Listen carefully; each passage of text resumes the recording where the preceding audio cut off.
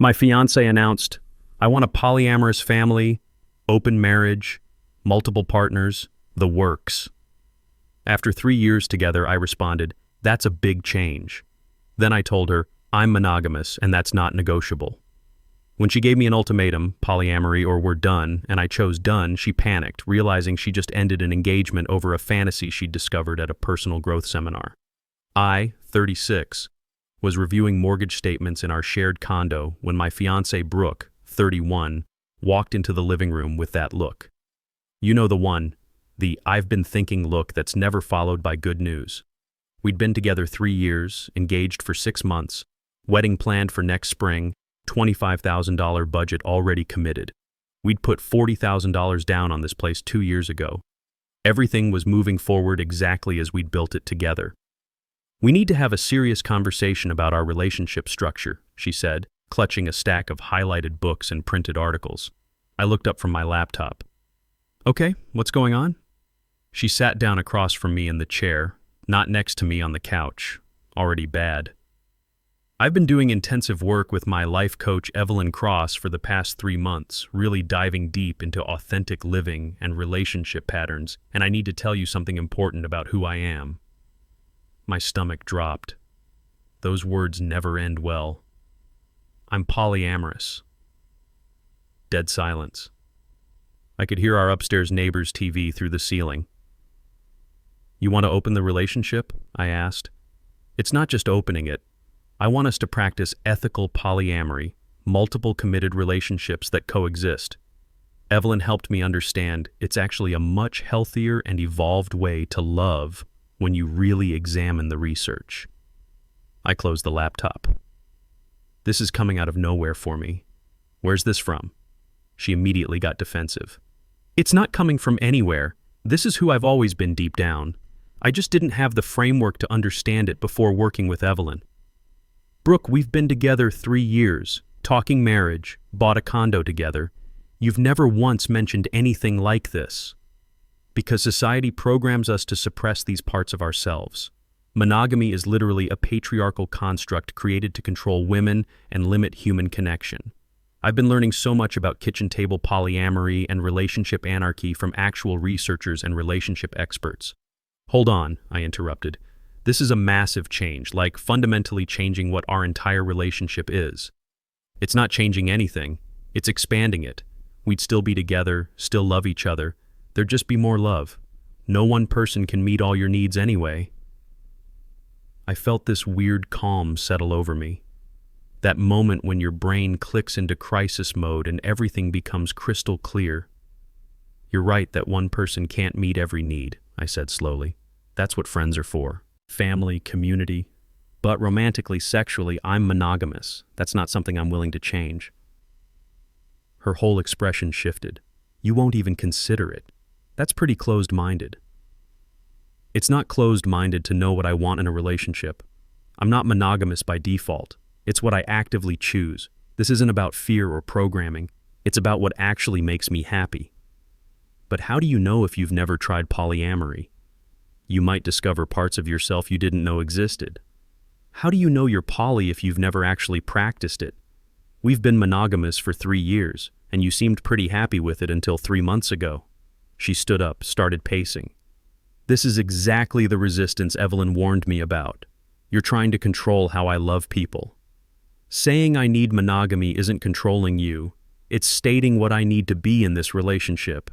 You can love however you want, but I get to decide what kind of relationship I'm in. So you're just shutting this down, won't even think about it or do any research? Think about what? You're asking me to fundamentally change my relationship values. That's not a small request, Brooke. She grabbed her phone, pulled up something. Look, I follow these relationship educators and researchers. They talk about how if your partner refuses to even explore ethical non-monogamy, that's a red flag. It means they don't actually care about your growth or authenticity. I stood up too. Or it means we're incompatible in a really fundamental way. We're not incompatible. We're perfect together. You just need to evolve past outdated relationship structures. You're not doing the work on your own emotional unavailability. I don't think monogamy is outdated. It works for millions of people. It works for me. She went quiet then, and I could see her processing something. I can't be monogamous anymore. I need this to be truly happy and authentic. Okay, I said. That's all you have to say? What do you want me to say? You're telling me you need something I can't give you. That sucks for both of us, but it is what it is. So you're choosing monogamy over me? Over 3 years together and everything we've built? That one stung. You're choosing polyamory over me. It's the same thing, Brooke. No, it's not the same. I'm asking you to grow with me. You're just being rigid and refusing to change. Asking someone to change their core relationship needs isn't growth. It's incompatibility. Her voice got louder. If you actually loved me, you'd at least try. If you actually loved me, you wouldn't ask me to. We just stared at each other. The relationship was ending in real time, and we both knew it. 3 years, a condo, a wedding, all of it dissolving because we wanted fundamentally different things. Finally, she said, "Then I guess we're done. I'm not going to suppress who I am for anyone." I'm not asking you to suppress anything. I'm just saying I can't be in that kind of relationship. Fine. Then it's over. She went to the bedroom. I sat back down, completely numb. 20 minutes ago, I was reviewing our mortgage payment schedule. Now my engagement was over. She came back out with an overnight bag, lighter now, like she'd already processed it. "I'll stay at Amber's tonight. We can figure out the condo and stuff later." "Sure." "Obviously the wedding's canceled. I'll call my parents tomorrow." "Okay." She grabbed her keys, stopped at the door. "You know, this really shows who you are. I thought you were different, more evolved. But you're just another guy who can't handle a strong woman doing the inner work." I didn't say anything. She left. I sat there for probably 2 hours just staring at nothing, thinking about mortgage payments and wedding deposits and how completely everything had just changed. Then I called my best friend Brady. "What's up, man?" "Brooke just broke up with me." "What? Dude, what happened?" I gave him the whole story. He was quiet for a bit. "Wait, she got into polyamory from some life coach and ended your engagement over it?" "Basically, yeah." "That's insane. How are you holding up?" "Honestly, I have no idea yet." The next day, my phone started buzzing. Text from Brooke. "Hey, can we talk? I think we both got too emotional last night." I didn't respond right away. Needed time to think. Finally, "Sure, what's up?" "I don't think we need to break up. We just need better communication." "About what?" "You want polyamory, I want monogamy. That's not a communication issue. But maybe we can compromise. Like we could start slow. I'd be completely transparent about any other connections, but maybe you wouldn't need to meet them right away." I read that text 3 times. "That's not a compromise, Brooke. That's just you being poly while I'm monogamous and supposed to be okay with it." "You're being really unreasonable right now." "How is knowing what I want unreasonable?" "Evelyn literally said you'd probably show controlling behaviors by refusing to explore my authentic needs." "Evelyn said that, or you told her a version of events and that's what you heard?" "Same thing." "It's really not." She called. I let it ring. She called again. I picked up the 3rd time. "Why are you avoiding me?" "I'm not avoiding you. I'm processing the fact that you ended our relationship last night." "That's why we need to talk in person. I've been thinking, and there are ways to make this work if you just opened your mind even a little." "My mind is open to monogamy with someone who actually wants that too." "Oh my God, you're so brainwashed by Disney movies and toxic relationship programming. And you're brainwashed by a life coach who's probably charging you $200 an hour to tell you what you want to hear. That's not fair. Neither is asking me to change everything about how I do relationships because you spent 3 months in personal development sessions. It wasn't just sessions. I've been reading actual research, following legitimate relationship experts." "For how long, Brooke?" Silence. "How long have you been researching polyamory?" "About 3 months." I couldn't help it. I laughed. 3 months. We've been together 3 years, planning a marriage, bought a condo together, But 3 months of poly content and suddenly you can't be monogamous anymore. Stop mocking me. I'm not mocking you. I'm pointing out that this seems really sudden. Like maybe you're caught up in the excitement of something new, not discovering your core identity. You don't get to tell me who I am. You're absolutely right. But I get to decide if that's compatible with me, and it's not. She hung up. Seconds later, my phone buzzed. I want my stuff from the condo this weekend. Okay. Saturday work? Fine. Saturday comes around. Brooke shows up with Amber and her mom, Helen. Great. An audience for the breakup aftermath. I'd already boxed everything up, made it easy. Just sitting in the living room waiting. Helen walks in first, sees me, and her face does that thing. I cannot believe you're doing this to her. Hi, Helen. Good to see you too. She comes to you with her authentic feelings, trying to grow as a person, and you just slam the door in her face. She told me she wants to date multiple people. I said I want monogamy. Those aren't compatible. Marriage is about compromise. We're not married, and some things aren't compromisable. Amber jumps in. Do you even know that polyamorous couples actually have lower divorce rates? It's scientifically proven to be healthier. Cool, they should all date each other then. Brooke walks in, won't look at me, starts checking boxes.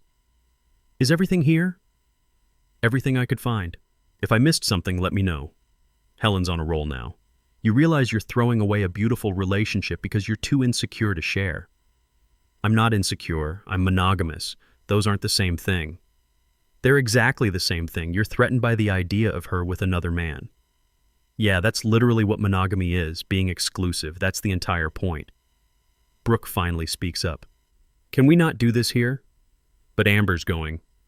You're really going to throw away a whole wedding over this? She ended it. I just didn't beg her to stay. Because you don't actually love her. I looked at Brooke. Is that what you think? She chewed her lip, didn't answer right away. I think if you loved me enough, you'd at least try. And I think if you loved me enough, you wouldn't ask me to. Helen scoffed. Selfish. Absolutely selfish. They loaded her stuff, 3 trips to the car. The whole time, Helen and Amber kept making comments under their breath about my character, my maturity, my ability to truly love someone. I just stood there and took it. As they're leaving, Brooke turns back one more time. You're really okay with this, just throwing away 3 years? No, I'm not okay with it at all, but I'm also not going to pretend to be someone I'm not just to keep the peace. So polyamory would make you that miserable? Yes. Would monogamy make you that miserable?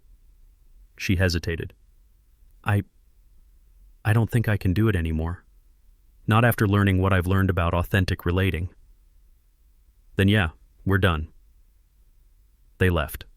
The condo suddenly felt way too quiet and way too big. I sat on the couch and let myself actually feel everything. The loss, the confusion, the weird relief that it was over. My phone buzzed an hour later. Amber, you're going to regret this so bad. She's amazing and you're too stupid to see it. Blocked. Then Brooke. Just so you know, I already have people who want to date me. Dustin asked me out today. What was I supposed to do with that information? Good luck with everything. That's it? That's all you have to say? What do you want me to say? I want you to fight for us. Fighting for us would mean becoming someone I'm not. That's not fighting for us. That's erasing me. No response after that. The next few days were brutal. Wedding vendors started calling. The venue, photographer, caterer, florist, all asking about cancellation policies. We lost $12,500 in deposits, non-refundable. Since we'd split everything 50-50, I was out over $6,000. I texted her. We need to split the money we're losing on wedding cancellations. Why should I have to pay anything? You're the one who wouldn't compromise. You're the one who ended the relationship by forcing an ultimatum. I called her. She actually picked up. I didn't force anything, Jackson. You gave me an ultimatum too, monogamy or breakup. I chose authenticity. You could have just tried working within our relationship instead of blowing it up. Tried what? Suppressing who I really am? Going back to unconscious relating patterns? You're supposed to pay for half the deposits we both agreed to when we planned this wedding. That's how adult relationships work. I don't have that money right now. I had to put a deposit down on a new apartment plus Evelyn's coaching fees. Then we figure out a payment plan, but I'm not eating over $12,000 in wedding costs by myself when we both made those commitments. This is exactly why we broke up. You care more about money and logistics than actual human emotions. My emotions are hurt too, Brooke, but that doesn't make the vendors go away. Figure it out yourself. She hung up. I forwarded her all the cancellation emails and sent a Venmo request for her half. She ignored it. My mom called a few days later. "Hi, sweetie. I heard about the breakup. Are you doing okay?" "I'm hanging in there, Mom." Helen posted some things on Facebook. Pretty nasty stuff about you being controlling and emotionally unavailable. Of course she did. I told her if Brooke wanted to date multiple people, she should have figured that out before accepting a ring and buying a condo together. She didn't like that very much. I actually smiled. "Thanks, Mom. But really, are you okay? 3 years is a long time." I don't know. It's weird. I'm sad it's over, but I also feel like I avoided something way worse down the line." "That's probably true. You're allowed to feel both things." After we hung up, I felt slightly better. At least someone understood what had actually happened here. Then the mail came, wedding invitation samples we'd ordered before everything exploded. Jackson Pierce and Brooke Winters, together with their families, joyfully invite you. Straight into recycling. That night, "I'm seeing someone now, seriously, his name is Dustin. Thought you should know." It had been 2 weeks since the breakup. "Okay. That's all you have to say? Congratulations, I guess. I want you to care. I do care. I care that you're apparently totally fine 2 weeks after ending a 3-year relationship. Makes me wonder if this poly thing was really about already having someone waiting in the wings. How dare you? Dustin and I connected after the breakup through the polyamory community." "Sure. You're such an asshole, you don't get to judge how I process this. You texted me to announce you're dating someone. What kind of response were you expecting?" No reply. But an hour later, she posted a photo with Dustin on Instagram. Super cozy. Caption: "When someone finally gets you, new beginnings." I unfriended her on everything. Should have done that sooner. The weeks that followed were a blur of practical stuff and emotional processing. I had to deal with work colleagues who kept asking about the wedding, family friends who'd already bought gifts, my dad's business partners who'd been invited. Everyone wanted to know what happened. I kept it simple. We wanted different things. Some people pushed for details. My boss, thinking he was being helpful, suggested couples therapy. My neighbor across the hall mentioned she'd seen Brooke moving out and asked if we were having communication issues. Even the mailman asked about the wedding invitations that stopped coming. The professional embarrassment was real. I'm a regional manager at a logistics company, not exactly an industry known for relationship drama tolerance. People knew about my engagement. They'd seen the save the dates on my desk, heard me talking about venue logistics, knew I'd taken time off for cake tastings. Now I had to navigate the awkward sympathy looks and well-meaning advice. The worst part was my dad calling. He owns a small manufacturing business, and we'd invited several of his clients to the wedding. "Son, what's this about the wedding being called off?" I gave him the sanitized version. "She wanted an open marriage? After 3 years?" "Something like that." "Well, that's unfortunate, but you made the right call. Your mother and I were wondering. Some of my clients are asking, should I tell them what happened?" The thought of my personal life being discussed in business circles made my stomach turn. "Just say we had irreconcilable differences. Keep it simple." "Understood. For what it's worth, I'm proud of you for standing your ground." That meant something, coming from him. A month later, Dustin didn't work out. Shocking, right? Brooke posted something vague about people who claim to understand polyamory but can't actually handle the emotional labor. Then another post about learning to love myself first. And suddenly she was single again. I found out through mutual friends. Damon and Kelly Martinez, a couple we'd known since college, filled me in during an awkward coffee meetup. "She seemed really intense about the whole poly thing," Kelly said carefully. "Like making it her whole personality overnight." "Dustin apparently couldn't handle her seeing other people while also seeing him," Damon added. "Turns out he thought he was going to be her only other relationship." "Ironic," I said. "We're staying neutral in all this," Kelly said quickly. "We care about both of you." But I could tell they thought Brooke had lost her mind. They'd known us as a couple for years, seen how stable we were, how well we worked together. Then suddenly she's talking about authentic relating and relationship anarchy at dinner parties. The thing that struck me was how quickly her whole social media presence changed. 3 months ago, it was normal couple stuff, date nights, home improvement projects, wedding planning. Now it was all relationship theory quotes and posts about breaking free from societal programming, like she'd become a different person entirely. Brady put it best. It's like she went to therapy and came back speaking a foreign language. Then, "Hey, can we meet for coffee?" "Why?" "I just want to talk. Please." Against every instinct. "Fine. When?" We met at a coffee shop downtown, neutral ground. She looked exhausted. Different somehow. The confident energy from a month ago was gone. "Thanks for meeting me." "What's going on, Brooke?" "I've been doing a lot of thinking about us, about what happened." "Okay." "And I think maybe I was too hasty about the whole poly thing." I just looked at her. Like, I still think I might be poly, but maybe we could have figured something out, some kind of arrangement. We already talked about this. There's no compromise between poly and mono. But what if we did like a don't ask, don't tell thing? I do my thing, you do yours, we stay together for the foundation we built. That's still polyamory, Brooke, and I'd still be miserable. You don't know that? Yes, I do, because I know myself. This isn't new information about who I am. She teared up. I miss you. I miss what we had. I miss it too, but that version of you wanted monogamy. This version doesn't. I could try. We could go to couples therapy. You literally gave me an ultimatum. Accept polyamory or we're done. I chose done. You don't get to take that back now that Dustin didn't work out. This isn't about Dustin. Isn't it? You were totally fine with the breakup when you had him. He's gone and suddenly you want to compromise. She wiped her eyes. That's not fair. Neither was blowing up our engagement over something you learned from a life coach 3 months ago. It wasn't just Evelyn. You're right. It was Evelyn plus some books and online content. 3 months of research. My bad. Why do you keep throwing that in my face? Because you ended 3 years and a wedding over content you consumed for 3 months. People don't just discover they're fundamentally polyamorous as adults, Brooke. They get influenced by new ideas and think it means something it doesn't. People were staring. She lowered her voice. I made a mistake, okay? I'm admitting it. What mistake? Wanting to be poly or giving me an ultimatum? Both. You can't take this back. You told me I wasn't enough for you, that you needed multiple partners, that monogamy was a patriarchal construct. Those words don't just disappear. People change. People realize they made mistakes.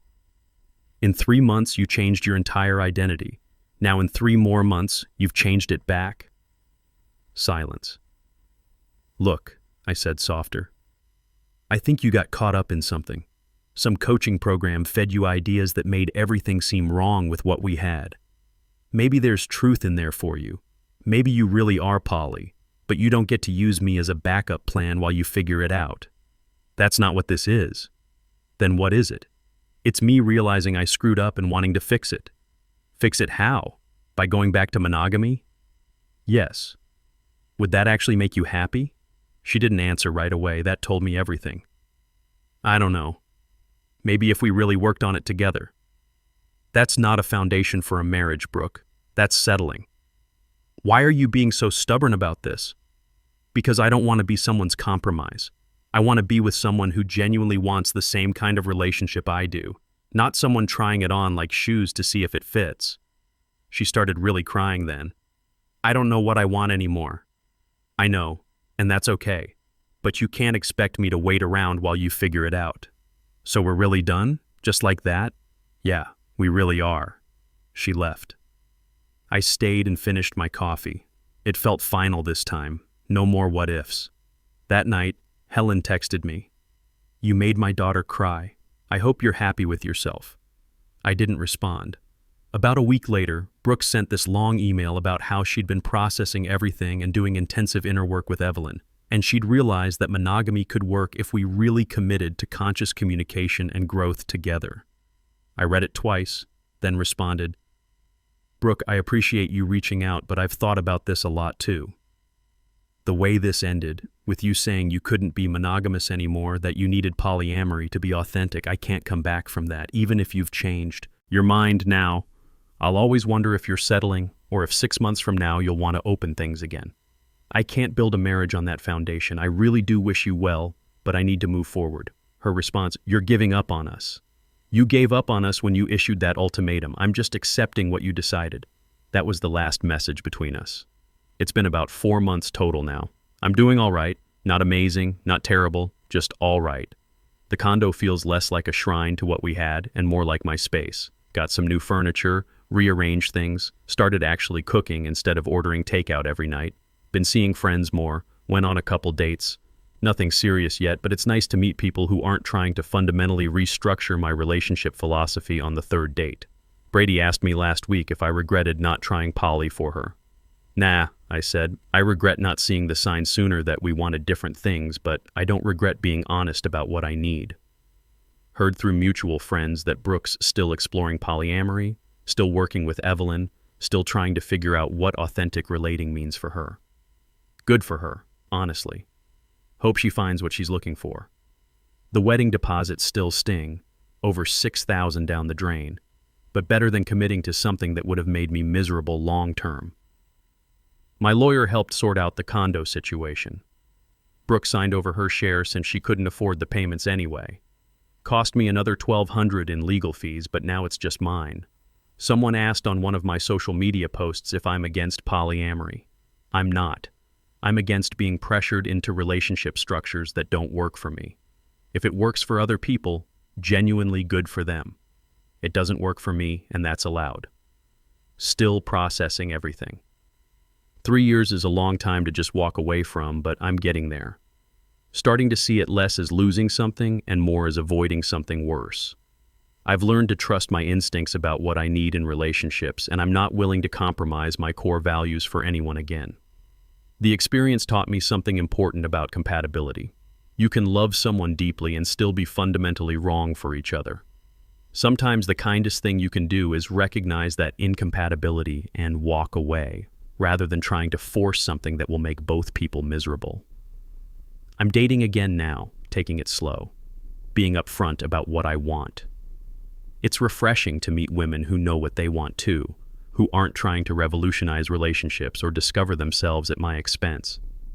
There's something to be said for boring compatibility. Brooke texted last week, "Just hope you're doing well." I didn't respond. There's nothing left to say. Just moving forward, one day at a time, with a clearer sense of who I am and what I need. That's worth something.